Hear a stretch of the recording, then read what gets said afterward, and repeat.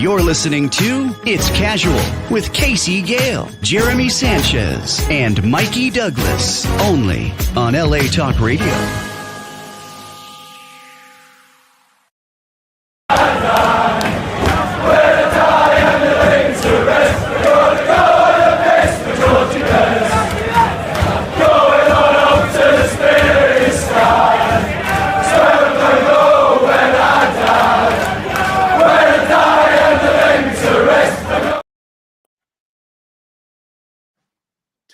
What's going on, all massive, all people? This is Case, Jerm, Mikey. We got in the studio with us, Patch. This is It's Casual, where we casually talk about the Manchester United Football Club and what else comes to mind. But this is purely Manchester United based. It's not going to be casual, though, is it? We're going to get emotional. Yeah, we're going to get emotional today. I'm going to get fired up.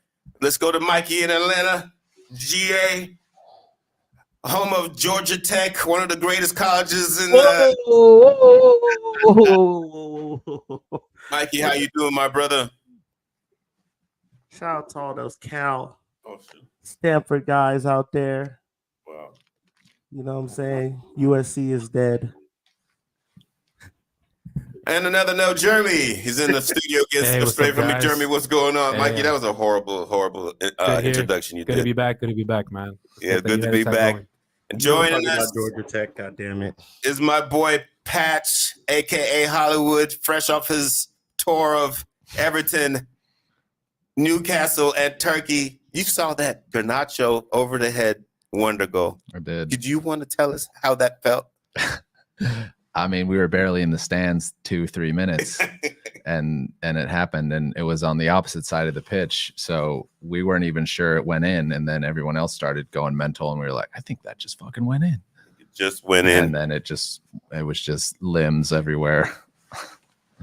Patch, you've been, I don't want to jump too far ahead, but you've seen the mood, the environment for the club. How was it out there? I mean, well, in that time, it was a good time, though, wasn't it? It was a good time. I mean, we on our trip, we won one, we lost one, we drew one. And obviously the draw was the Galatasaray Champions League game. And then we lost to Newcastle a couple days later. But so it was brief elation. But I mean, it seems to be similar. It's, we're in a pickle. And we don't have the players we need ultimately, and because through injury, or as we like to say, residual fuckery is ultimately what it is. Patch came up with that term, by the way. I think he should trademark it. Residual fuckery. We'll make a shirt. It'll just be Woodward's face, and it'll just say residual fuckery underneath it. Now we got 2 shirts to make. Yeah, yep. 2 shirts. Oh yeah, coaches. I talked to coaches and residual fuckery. Yeah. So here we are. Fresh off the City match, the noisy neighbors. Nazi neighbors. Wow. There's a lot of highs and lows. Well, we jumped out to a good lead. I know at halftime I was very joyous. Mm-hmm. The wonder goal from Rashford. I could tell you the mood where I was at it was a good mood. People were excited. There was hope. Well, perhaps foolishly, we thought we could. I thought we could. There was a possibility we could nick it. Nick it by getting another goal, or just defend just really well the rest of the game. But that may work with other teams, but with the likes of City, Liverpool, Arsenal, who are just going to keep coming at you, can't keep clearing the ball. You got to hold the ball, and that was just something we couldn't do. And to be fair, we had some other chances. Rashford could have had a hat trick, but it just wasn't on. This season's been a season of what ifs, and you wonder, what if we had a fit Luke Shaw, Butcher, and Højlund? You got to figure Højlund would have put at least one of those away. Yeah. But our mate over in Manchester said City didn't even get out of second gear. I mean, to me, Mike, I don't know how you felt. It seemed like they were on cruise control. Even after we scored, they didn't look bothered. I think it was a situation in their mind where Pep was like, just keep moving the ball. Lactic acid is going to kick in. Someone's going to get tired, and a mistake's going to come. I don't know, Mikey. How did you feel? What did you take from the match in the first half? Going into the halftime, how did you feel? Going into the half, I felt that we would concede because it was only a match. We scraped it. We scraped by going into the half. It was just like it's a matter of time before we break down. And City's a team. Yes, they didn't leave second gear. They didn't get into second gear even. They just poke and prod until they, get to where they want to get to. Pause. But they it just looked like it was on the cards. Now I didn't see us losing 3-1, that's for sure. But it didn't. All it took was a man to go. Well, the first goal, I'll say, that was a great strike. 2 keepers aren't saving that, so whatever. But after that, it was just errors on our end. Casemiro doesn't pick up his runner, and Amrabat, who needs to get the fuck back to Italy, passes it right to just misplaces the ball instead of putting it out. He misplaces it, and bam, the Nordic meat shield scores again. So I forgot how I felt about Amrabat after that game. And Casey, you said something, a key word, hope. That's one of the biggest killers in sports, right? When you have some hope that your team might win, and once you see that downfall, how much it hurts. Yeah, because after that 1-0 during halftime, you couldn't ask for a better start, right? But after that, you see the quality just show of Man City. They stay composed. They stay within their framework of the way their team is, right? They have a system, and they trust in that system that's been beaten in by Guardiola, right? And with our squad, it's like you have plan A. Plan A doesn't work. There's no plan B. That's just how it is. Ronaldo, shout out to Ronaldo. He says, no, they were very stressed that they were down for so long. They equalized, and they equalized their nerves. I don't think they were stressed. Not at all. I feel like they looked a little frustrated, but that we were defending so well. I mean, Varane and Evans put in a dynamite performance, and then it all went pear-shaped when Evans came off. Which is mad if you think about it. Well, you have two as veteran. Both of them have Champions Leagues. Yeah, they're solid. Both of them have loads of honors and a decorated career. Both of those guys read the game really well. It's just a question of, if they were 10 years younger, you know what I mean? Then, who knows? I mean, Evans would have played the full 90. But that's how you learn how to read the game. It's just being in so many. I mean, that was a high stakes match. And how many high stakes matches has Evans and Varane been in? They've been in a lot. They know how to keep calm and keep composed. They never look rattled. And I was like, the way we were defending, I was like, we might fucking pull this off. I thought Delo was amazing. Delo was amazing. Varane, shout out to him, the way he was able to contain. You can say to a certain point, Haaland, right? He was able to just keep him contained. I mean, that speaks to your point, his veteranism that he has, the know-how of where to be. And even that yellow he had to get. He gets a little physical with him. He has to do it. Yeah. He does the right things to keep him contained. Yeah, I mean, both of those guys were great. I mean, and like I said, for me, it's been a season of what ifs. So, especially with the injury situation. What if we had Luke Shaw? What if we had Martinez? Might have been a little different because the Varane Evans partnership clearly works. Mm-hmm. But obviously Martinez is going to give you.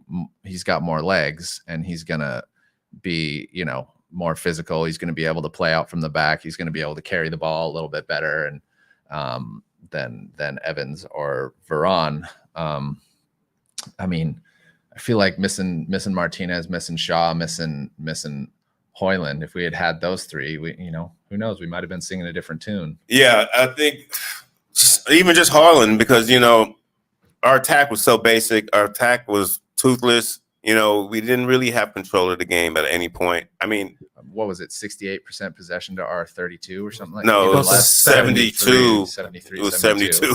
It was 72. All I know is they had more shots than we had possession.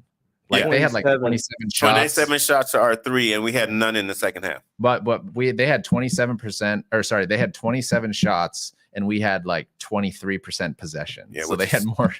I don't know how you felt, Mikey, but to me, all of our problems in that match, especially towards the second half, it was just bam. You know, we don't have control, we don't have depth. It was just they had options. We don't have a plan B. They have a plan B and a C because Foden took over. He took over. Foden took over. Yeah. They didn't even need what's his name? Haaland to have a good game. Yorkshire. I don't know, Mike. I don't know what you thought about that, but it was a tough one. I don't know why I was so down about it. Well, I think we all kind of half expected to lose. I think it was going to be really, really tough. I mean, yes, you don't, but the difference in quality, you know, you could drive a fucking oil tanker through. Yeah, we're far off. 7% chance of winning coming into this game. It was, but it was rightfully so that we had a 7% chance. Fuck the injuries. Sorry to curse. Forget the injuries. Man for man, we're not good enough. And I've been saying this for weeks. It don't matter what formation you play, who's out there. Martinez could have been back. Luke Shaw could have been back. These guys aren't good enough. They're not good enough to compete against City. We won't be good enough to compete against Arsenal. We won't be good enough to compete against. We need major changes from these guys that have been here for too long and living off winning at PSG, beating Juventus, beating Chelsea, beating all these other guys, and making 5 finals or 4 semifinals, losing a final. They're well seasoned. They're living off of these things, and these guys have to go, man. That's just what it is. I've been saying it a long time. We set up in a Christmas tree formation. We literally did a 4-3-2-1. Okay, and our top guy heads the ball down like a idiot and has an elephant touch when we need it. He scores a wonder goal there. I'm happy for it. I'm glad he scored it. He needed it after he said the crap he said, and redeemed himself a little bit. But Garnacho, on the other hand, nowhere to be found. But he's also what, 19? I think it was a lot to do also with the fact that it seemed like the team was doing a conscientious effort to feed Rashford the ball a lot more, right? Especially when Bruno held it up. Yeah. I saw a few times that Garnacho was open either on the left flank or on the right, but Bruno went to Rashford. And on one of those times to the left, it looked like Garnacho was a little bit frustrated because he was wide open. He had a full, field of grass for him to just roam around. So I see that the squad was really honing on giving Rashford the ball. And credit to him, he put that goal away. But after that, it wasn't really like he was showing you a performance, right? He didn't show me some veteran shit. Yeah, for example, it wasn't that. Yeah, that one when he had the breakaway, and then Walker was chasing him. Where's the? And I know now it's been critiqued and talked about, but the veteran savvy, don't just let Walker have a clear path. Go in front of him so he has to foul you. Yeah. That could have been a straight red. That could have been a straight red right there, and it's just that was disappointing. I think that's the only. I don't know. There were some other chances we had. There was another one where Rashford had it. He was on the right, and he just completely whiffed it. Yeah. And fell over. Yeah. Oh yes, that one. Oh yeah. That was a tight angle though. It wasn't a shot like that. He would have blasted that though. I mean, that could have gone anywhere. He could have just got the touch and just keep that possession. But that's to your point earlier. That's been a large chunk of our season is we just make goofy passes, goofy mistakes, goofy errors, the wrong passes. Wait a touch or two too long before we feed someone. There was an opportunity there where I think we could have fed Garnacho on the left, just cross it in front of the defender, and it was a shot on goal, and we dicked around with it and waited a second too long, and the chance was gone. And against a team like City, Liverpool, Arsenal, you're not getting many of those chances, right? And again, it's been the story of our season. When we get those opportunities, we can't put them away. Do you think, guys, that it could be that? Well, I'm not. This is the situation. I feel like our mentality is we don't think possession. We think quick attack, get them on a break. So mentality, our guys are like, oh, let's as soon as you get the ball, kick it. You know what I'm saying? React quick. I really feel like if we tried to keep the ball. We tried to keep the ball. There was moments. You think so? There was moments in the first half tried. when it seemed like they were getting some possession, trying to recycle the ball, keep it, because we were defending for our lives for a moment, right? Do you think, guys, after we scored, we checked it in too quick? Defense, we just parked the bus too quick. We parked the bus the entire game. You're never gonna get away with parking the bus against a team like City. No, you're not. And Liverpool and Arsenal. So if that was the game plan, that's a bit goofy. It just seemed like we packed it in to me, and that was the part I was like, we gotta come at these guys. We can't just sit back because our bench. I knew if it went to the bench game, we're done. We're done. So I was like, let's get as much goals as we can early. Well, we have no one to come in off the bench to change the game. Yeah, I know we were talking about nice that. what you're saying. Let's get as much goals as we can early. We can't get goals. We cannot get goals against good teams. That goes to your point, Mikey. Where's the quality, right? We don't have those type of players. There's no quality. We wanted to keep the ball. I mean, Garnacho used to be the player we'd bring in off the bench because Rashford was on the left, and then now Garnacho starting, and again, without Højlund having to put Rashford as a center forward, which he's not. Garnacho on the left is fine, but I think we've kind of realized that he does pretty damn well on the right. It's a while ago I sort of in a way wrote this season off because we have the likes of Ineos coming in and we have a proper football heads coming in to sort this thing out. Let's just grin and bear the rest of the season, and in the summer hit the reset button with the proper people in place, with the recruiting, with the transfer window. We'll be able to get some dead wood out, bring in some other players, deepen the bench a bit. We're out of financial fair play trouble, and Ratcliffe's got a nice little transfer kitty to give us. And then give Ten Hag the rest of his contract. I honestly, I just wrote the season off now. This weekend. We're meaning top four. It's gone to me. Well, it was gone for me at least when we lost to Fulham. Yeah, that was really I think that's the game. When you want to judge Ten Hag, I'm not going to judge him on losing to the Cities, to the Arsenals, to the Liverpools. It's the Fulhams that hurt. It's the Brentfords. That hurt. The Nottingham Forest. Right. Crystal Palace. Yeah, those hurt. Those are the matches that I think he's going to get judged on. And, moving forward, I really have been a person, and I know Mikey and everybody's heard me, I've questioned Ten Hag's tactics. I know Mikey and Jermey have always said, what else are you going to do? We don't have guys. Right. And it's so true to me now. I mean, I really believe this team, I feel bad for Erik Ten Hag at this moment. I really do. I feel like he's in a no-win situation, especially what's going on in the current climate where here comes the league business again. Here come this type of talk again. Now guys are complaining, allegedly, we're running too much. Yeah. You only playing one time a week? What do you mean you run too much? For me, in the trainings. Yeah. So, I've been saluting Mikey on this because he's always been saying like, these guys are trash. And I think this week, right now, current Casey, I truly believe we have trash players. And not trash. I think we have a lot of youth that we're depending on. I don't want to call our youth trash. They're just not ready mentally and maybe not even physically to deal with this. Now, our veteran players, most of them are over the hill. Most of them are half injured. So it's a bad situation. And I think that for him to be what's going on right now, I don't know how you guys feel about it, but the narrative that's going on that Ineos has already selected a coach, I think they would do a bad decision to give up on Erik Ten Hag. I don't know, obviously, because I'm not behind the scenes, but I would hope that that's not true, because you got to figure, and I was talking to my dad earlier on the way over here about that essentially Ten Hag's been doing the job this season with one arm tied behind his back. Yeah.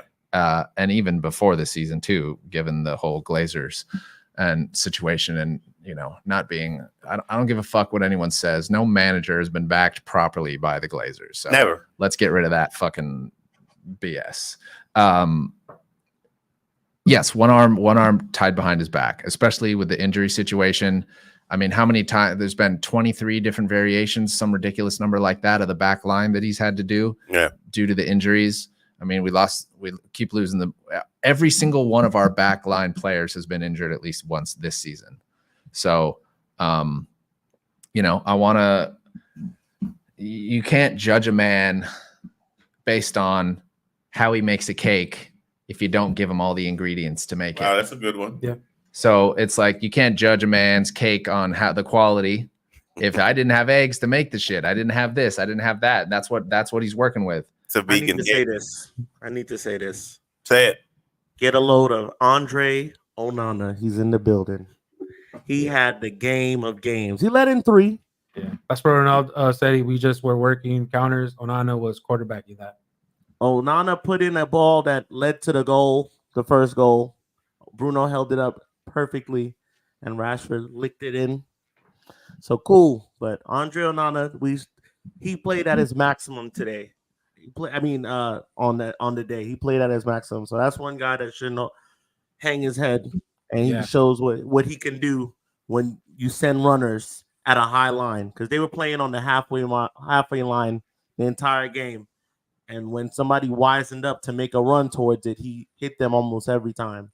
So I want to say, we said the low, Andre Onana, don't forget it, because he gets a lot of the bullshit, even though he's the most shot at goalkeeper outside of the one for Sheffield. Yeah. So he put. I mean, shout out to him. Let's give him his praise for a second. You saw some of the reasons why they picked him up, right? He was just, like he said, quarterbacking, just slinging it out there and saving the ball. Yeah, he was putting in a good performance, also stopping the ball. Yep. Yeah, he had shots, catching shots, punching shots. He did what he was supposed to do. He wasn't the issue today, but when you get 27 shots put at you and you get 3 go in, that sounds about right. That sounds about right. Yeah. Do you guys feel in your heart of hearts, honestly, that Ten Hag is going to make it? Yes. Do you think the noise is getting loud? No. I mean, now we have another. Paul Scholes came out and trashed him. I don't think he's gonna make That's it. But why. I would like for him to make it. It's just too much noise going on around about. Yeah, but he's not gonna make it. You got to figure that Ratcliffe and all those guys see that, and they see through the shit, and they've been looking at the situation for a while. And and they're hands on. They're very around. hands on. And Brailsford's been at every game. Mm-hmm. I feel like sitting next to Ratcliffe. I've seen Ferguson and David Gill at loads of games since Ineos took over. But again, I feel like they would sympathize with the fact that Erik ten Hag has been absolutely crushed by injury, and we have no one because of residual fuckery. If we had a deep bench and we had more ingredients to mix into the stuff, then, it'd be a different story. I would hope that they would see through that and let the man see out his contract. And anybody's trying to call in, you could call us at 323-203-0815.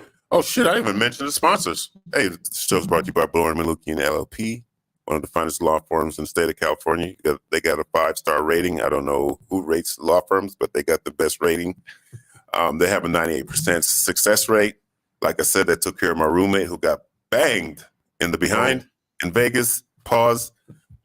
He came up with good money. They handle personal injury, accidental death, wrongful firing, anything but murder. Just don't kill people. They don't want to handle that. Baloran and Malukian LLP in the beautiful city of Sherman Oaks. You can call them at 747-444-4444. Love Baloran Malukian for making the show happen. Okay, back to business. I was just going to say. Hey, hold on. I got a couple comments on the Facebook. I do that for Mikey. Okay. This is a pause show. I get paused so much. What's up, my friends? I go through life getting paused. I don't know why I say things. Everybody's like, pause.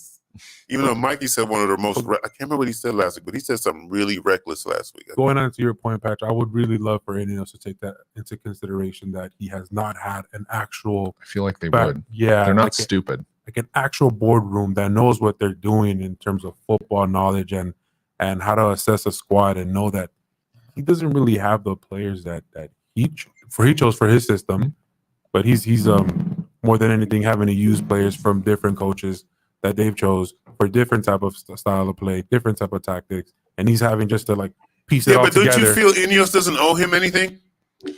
Yes, I don't think they owe him anything, but I also think that, you know, the way Ratcliffe talks with reverence about the club, that he wants what's best for the club. And so if there is a chance that Ten Hag is what's best for the club, I think they will try to look. We've said this 100 times. We can say it till we're blue in the face. It took Klopp how many years? It took Arteta how many years? It took Sir Alex how many years before shit started clicking? Ten Hag's only been in the job a year and a half. Yeah, but the thing, and I don't know, Mikey speaking, the thing you guys are talking about are established regimes that were there, and they let those coaches stay here. We're bringing in a brand-new regime. There's going to be new director of football, new recruiting, new this, and they could have in their mind, we're going to clean all this stuff out. They could say it like, you know, they could easily say Eric Ten Hag is damaged goods.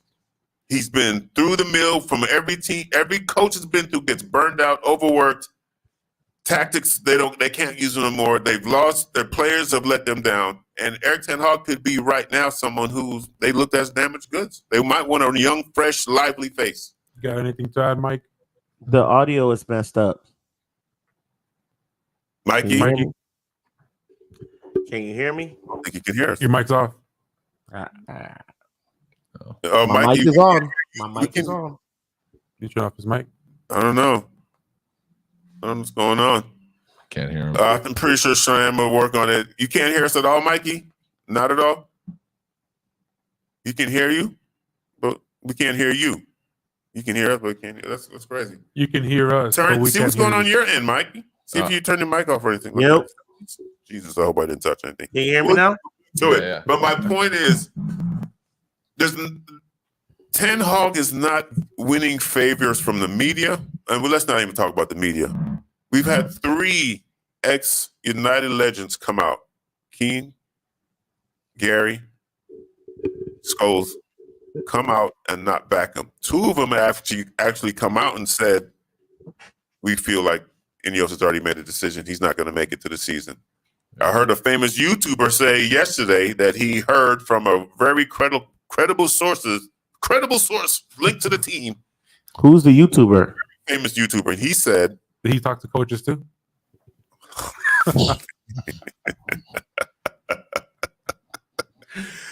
I needed that laugh. I really did need that laugh. But he said that he heard Eric Ten Hag, these next 3 games are going to decide his future. We have Everton, Liverpool twice. Well, no, Liverpool once. Liverpool April 7th in the league in the FA Cup. It's on next Sunday. Okay, so he said the next 3 games are going to decide, not City, but the next 3. So we got Everton. I don't know. There's another garbage game. I shouldn't say garbage. I don't want to disrespect the Premier League. We're in no place to call anybody garbage. That's the thing. If you're in the Premier League, you're not a garbage team. You're not a garbage team. Yeah, any team can beat any team. So my point is, there's not too many people backing him and trying to elevate him. Mikey, let us know. Keep trying to talk and see if we can hear. I'm trying to talk now. Next 3 matches is Everton, Sheffield, and Liverpool. Says I was muted. But in the Premier, it's Brentford. So Everton, Sheffield, and Brentford. It's on you guys' end, not me. Those are all going to be tough. Yeah. And it all depends on also what players we have back. Can you hear Mikey? No. Tell him we're gonna take a break because I need to fix something. Okay, we're gonna take a little break from a little bit, Mikey. We got some bugs here. We're gonna work it out. We're gonna come back on the show. All good. We're gonna continue. We're gonna add some more time for us. So we give us a little minute here. We're gonna figure out some stuff. I was touching the buttons while everybody pre-show. You're listening to It's Casual with Casey Gayle, Jermey Sanchez, and Mikey Douglas, only on LA Talk Radio.